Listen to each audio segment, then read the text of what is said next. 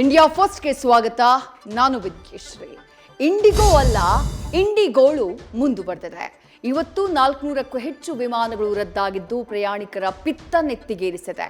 ನಿಲ್ದಾಣದಲ್ಲಿ ಯುವಕ ಗಿಟಾರ್ ನುಡಿಸಿದ್ದಲ್ಲದೆ ಗರ್ಭಾ ನೃತ್ಯ ಮೇಳೈಸಿದೆ.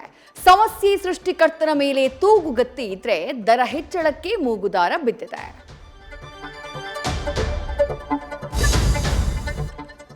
ಡಿಕೆ ಪರ ಬ್ಯಾಟ್ ಬೀಸಿದ್ದಕ್ಕೆ ಸ್ವಾಮೀಜಿಗಳು ರಾಜಕೀಯ ಮಾಡಬಾರದು ಎಂದಿದ್ದ ಕೇಂದ್ರ ಸಚಿವ ಎಚ್.ಡಿ. ಕುಮಾರಸ್ವಾಮಿ ಅದ್ಯಾಕೋ ಉಲ್ಟಾ ಹೊಡೆದಿದ್ದಾರೆ. ವೇದಿಕೆ ಮೇಲೆಯೇ ನಿರ್ಮಲಾನಂದನಾಥ ಶ್ರೀಗಳಿಗೆ ಬಹಿರಂಗವಾಗಿ ಕ್ಷಮೆ ಯಾಚನೆ ಮಾಡಿದ್ದಾರೆ. ತಮ್ಮ ಹೇಳಿಕೆಗೆ ಸ್ಪಷ್ಟನೆಯನ್ನ ಕೊಟ್ಟಿದ್ದಾರೆ.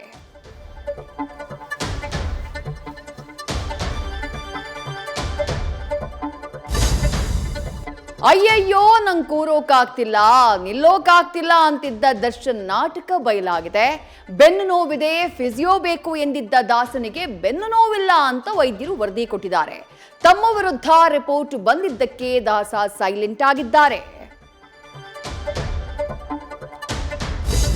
ಕಾಫಿ ನಾಡಲ್ಲಿ ಕಾಂಗ್ರೆಸ್ ನಾಯಕನ ನೆತ್ತರು ಹರಿದಿದೆ. ಜಿಲ್ಲಾ ಪಂಚಾಯಿತಿ ಚುನಾವಣೆಗೆ ನಿಲ್ಲಬೇಕು ಅಂದಿದ್ದ ಗಣೇಶ್ ಗೌಡನ ಉಸಿರು ನಿಲ್ಲಿಸಿ ಎದುರಾಳಿ ಪಡೆ ಗಹಗಹಿಸಿದೆ.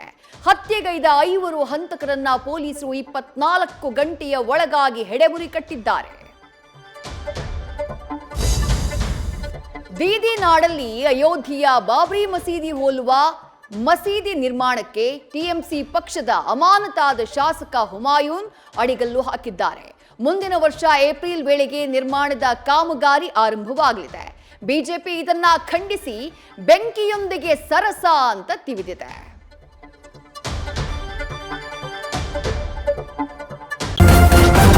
ನ್ಯೂಸ್ ಫಸ್ಟ್ ನಿರ್ಭೀತಿಯಿಂದ ನಿಮ್ಮ ಪರವಾಗಿ.